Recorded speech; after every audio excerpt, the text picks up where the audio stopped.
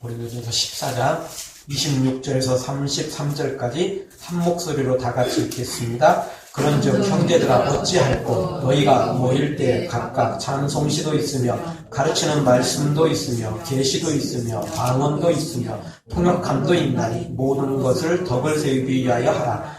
만일 누가 방언으로 말하거든 두 사람이나 더불어 세 사람이 차서를 따라하고 한 사람이 통역할 것이요 만일 통역하는 자가 없거든 교회에서는 잠잠하고 자기와 및 하나님께 말할 것이요 예언하는 자는 둘이나 셋이나 말하고 다른 이들은 분별할 것이요 만일 곁에 있는 다른 이에게 계시가 있거든 먼저 하는 자는 잠잠할지니라. 너희는 다 모든 사람으로 배우게 하고 모든 사람으로 권면을 받게 하기 위하여 하나씩 예언할 수 있느니라. 예언하는 자들의 영이 예언하는 자들에게 제재를 만나니 하나님은 어지러움의 하나님이 아니시오 오직 화평의 하나님이시니라. 아멘. 교회를 세우신 분은 예수님입니다. 단순히 돈으로 산 게 아니고 돈이 많아서 권력이 있어서 교회를 산 게 아니고 골고다 언덕에서 십자가를 통해 핏값을 주고 사신 것이 바로 교회인 것입니다. 따라서 교회는 오직 예수님의 뜻대로만 나가야 됩니다. 예수님을 바지 사장으로 끌어내리고 자기가 회장 노릇하고 자기가 사장 노릇하면 안 됩니다. 그러면 교회에서 떠나 자기를 만들어 자기 교단을 자기 종교를 다시 만들어야 되겠죠. 차라리 그런 게 낫습니다. 교회에서 큰 소리 칠 바에야 교회에서 사장 노릇 할 바에야 차라리 그냥 이단 하나 만들어서 하는 게 차라리 낫습니다. 그게 더 예수님께 저주를 덜 받는 길 중에 하나일 수도 있죠. 교회 안에 들어와서 그렇게 하나님의 일을 우리 예수님의 일을 망친다면 회방한다면 해친다면 그 죄값을 어떻게 받겠습니까? 따라서 오늘 우리는 항상 교만하는 나 자신을 조심해야 됩니다. 항상 주인 노릇 하려고 하는 나 자신을 조심하지 않으면 안 되는 것입니다. 다시 한번 말씀드리지만 우리가 받은 은사도 중요하지만 은사보다 100번 1000번 더 중요한 건 은사를 어떻게 사용하느냐는 것입니다. 조금이라도 나를 위해 사용한다면 위험해지는 것을 알아야 됩니다. 받은 은사는 100% 주님만 위해서 사용해야 됩니다. 아멘. 그리고 사용하면서 콩고물이라도 떨어질 그거 바라는 것도 안 됩니다. 내 있는 거 다 들여서 충성해도 부족한데 그걸 통해서 콩고물이라도 떨어질 거라고 생각하는 거 기대하는 거 좋은 게 아니라는 것입니다. 주님이 이것저것 나에게 주시면 감사함으로 받고 그거 받은 것도 나를 위해서만 쓰면 안 됩니다. 나눠야 되겠죠. 그럴 때 우리가 주님 앞에 칭찬받을 수 있고 천국 가서 상급받을 수 있는 것입니다. 우리 모두 다 이 땅에서도 주님 위에 100% 충성하고 헌신하다가 천국 가서도 큰 상급을 받아 누리기를 주의 이름으로 축원합니다. 오늘 성경을 통해서 우리가 몇 가지 말씀 생각해 보겠습니다. 첫 번째 주신 말씀은 여러 은사가 있지만 반드시 덕을 세우기 위해서 해야 된다는 것입니다. 26절 우리 한 목소리로 다시 한번 읽겠습니다. 그런즉 형제들아 어찌할꼬 너희가 모일 때 각각 찬송시도 있으며 가르치는 말씀도 있으며 계시도 있으며 방언도 있으며 통역함도 있나니 모든 것을 덕을 세우기 위하여 하라. 덕 세우기 위해 하라는 것입니다. 우리가 교회 안에서 교회당에서 우리가 섬길 때 많은 은사와 많은 달란트로 우리가 주님을 섬기게 됩니다. 그런데 이 모든 것들은 다 하나님의 영광을 위해서 덕을 세우기 위하여 하는 것이지 절대 나 자신이나 내가 받은 은사를 부각시키고 자랑하기 위해 하는 것이 아니라는 것입니다. 26절에 보면 찬송시도 있고 말씀도 있고 계시도 있고 방언도 있고 통역함도 있고 다 각자 어우러져서 하나님께 영광 돌리고 예배하게 된다는 것입니다. 그런데 그 중에 하나만 특출나게 그냥 자기만 자랑하면 안 된다는 것입니다. 모든 것은 하나님의 영광에 초점이 맞춰져 있는 것입니다. 그런데 하나님 주신 은사를 자랑하고 있다면 곤란해진 거죠. 그리고 우리가 결혼을 했는데 결혼을 하면 결혼 예물을 우리가 서로 주고받고 하게 됩니다. 그런데 남편보다 아내보다 더 다이아몬드를 더 귀하게 여기고 결혼 예물을 더 귀히 여긴다면 그건 좀 너무 어리석은 사람 아닙니까? 너무 속물 아니에요? 결혼 예물도 약속이니까 귀중한 거고 소중한 거지만 그거보다 100번 1000번 소중한 것은 배우자예요. 배우자. 바꿀 수 없는 거죠. 결혼을 했기 때문에 결혼 예물도 있는 것이지 그 결혼 예물이 뭐가 그렇게 중요하다고. 거기에 목숨 걸 필요는 없지 않습니까? 배우자가 참 중요한 거 아니겠어요? 우리도 반드시 그걸 기억해야 됩니다. 우리가 섬기는 분은 하나님이십니다. 그런데 하나님을 놔두고 하나님 주신 은사를 부각시키고 은사를 자랑하고 은사에 초점을 맞춘다면 하나님이 서운해하십니다. 하나님이 질투하신다는 것입니다. 그래서 출애굽기 말씀 보면 하나님은 질투하신 하나님이다. 세상을 사랑하면, 사탄을 더 사랑하면, 더러운 걸 더 사랑하면, 그리고 주신 은사인데도 불구하고 그 은사를 더 사랑하면 그 하나님이 질투하게 된다는 것입니다. 오늘 우리는 하나님 주신 어떤 것이든 하나님보다 더 귀히 여기지 말고 그 주신 것으로 하나님을 위하여, 교회를 위하여, 하나님의 영광을 위하여 우리가 충성해야 된다는 것입니다. 그리고 또 한 가지 여기서 생각해야 될 것은 찬송시든 말씀이든 계시든 방언이든 통역함이든 어떤 것이든 다 합쳐서 하나님께 영광 돌리는 거지, 이것들이 서로 경쟁을 해가지고 딱 1등만 나간다, 1등만 갖고 하나님께 영광 돌린다, 이런 게 아니라는 겁니다.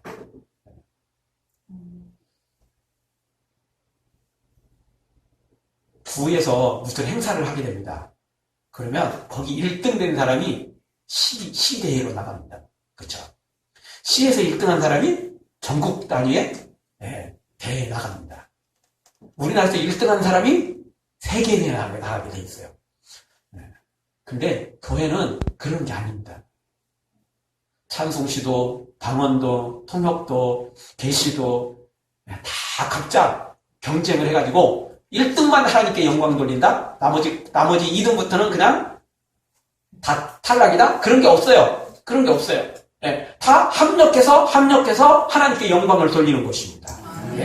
제일 좋은 것 갖고만 하는 게 아니고 다 어우러져 산다는 겁니다. 비교 대상이 안 된다는 것입니다. 1등, 2등 나눌 수가 없어요. 나눌 수가 없는 것입니다.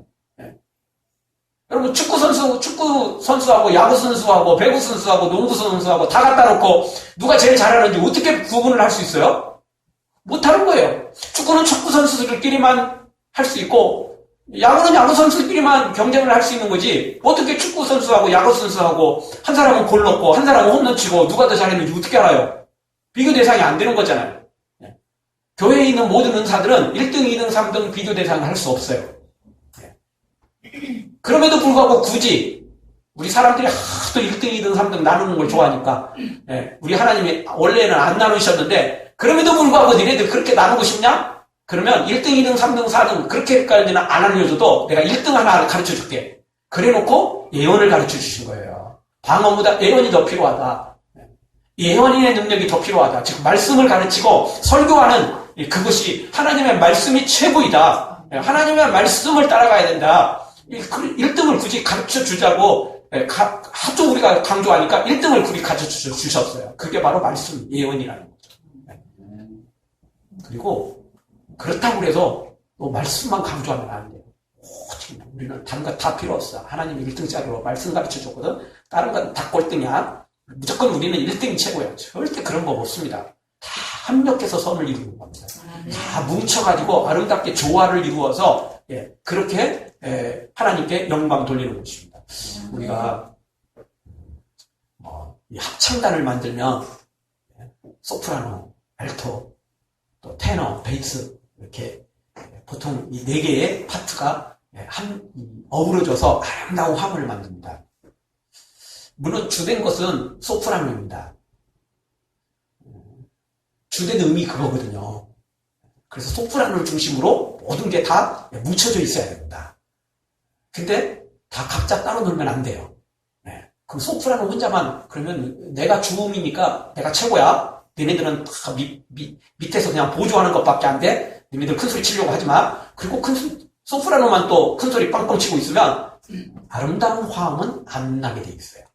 소프라노를 중심이지만 그렇다고 소프라노만 큰소리만 하는 게 아니고 다 화음을 주고받고 하는 것입니다. 그리고 필요할 때는 테너 쪽에 주된 음이 넘어갈 때도 있고, 또 필요할 때는 엘토 쪽으로도 조금 넘어갈 수도 있고, 그렇게 왔다 갔다 하면서 좋은 화음을 이루는 거죠. 교회 안에서는 역시 똑같습니다. 교회 안에서는 그것들이 다 아름다운 조화를 이루어서 하나님께 영광 돌리는 거지, 무조건 내가 최고야 그러면서 큰 소리 치고 그리고 앞장서서 그렇게 하는 게 아니라는 것입니다.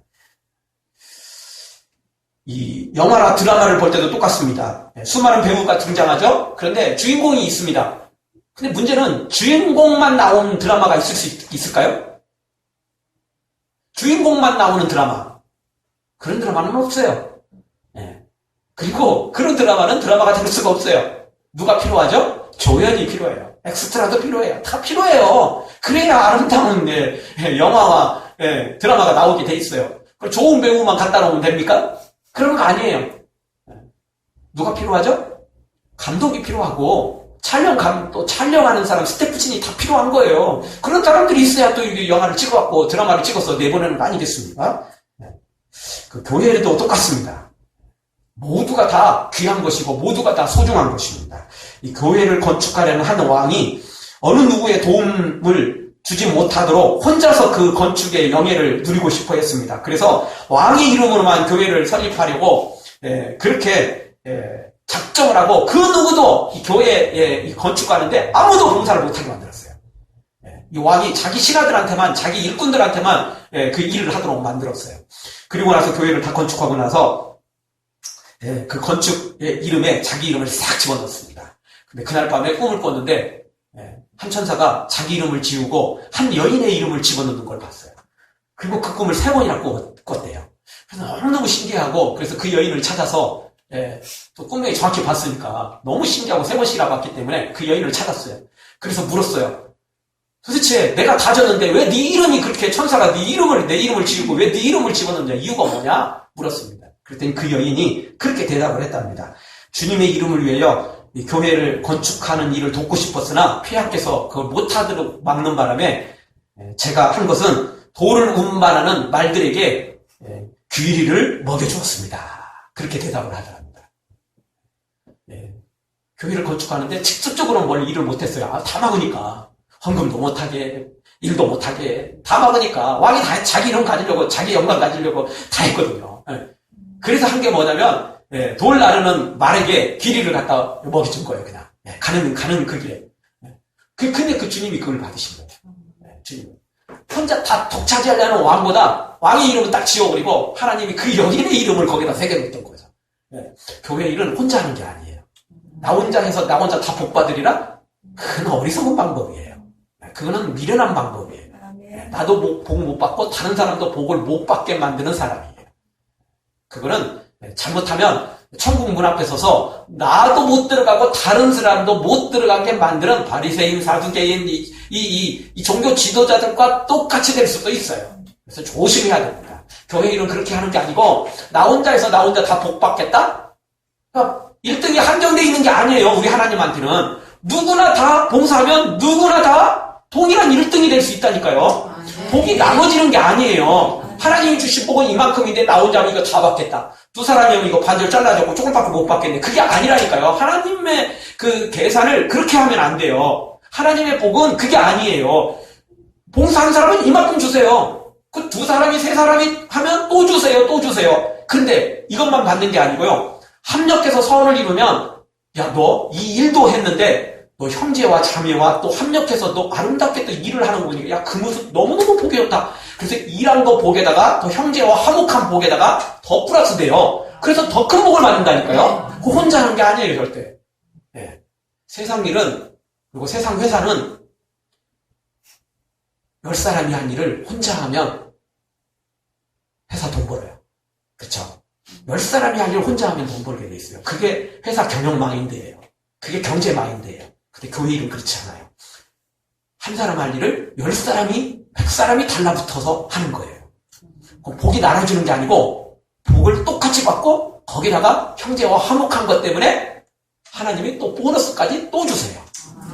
그게 하나님의 법이라는 거죠. 그게 하나님의 복의 법칙이에요. 이걸 알아야 돼요. 이걸 알아야 돼요. 그러니까 나 혼자 막 하려고 막 큰 소리 치지 말고 내가 1등짜리 은사다라고 생각하지 말고 같이 합력하면 쉽게 끝내서 좋고 일하면서 재밌어서 좋고 일한 것뿐만 아니라 또 형제와 화목한 것까지 하나님의 보너스까지 더 받으니까 좋고 이리 좋고 저리 좋고 다 좋은 게 이게 주님의 일이라는 것입니다. 사랑하는 성도 여러분, 어떤 성김이든 은사이든 합력해서 하나님께 영광을 돌리는, 그래서 더 많은 복까지 챙겨 받아 누리는 여러분들 되어지길 주의 이름으로 축원합니다.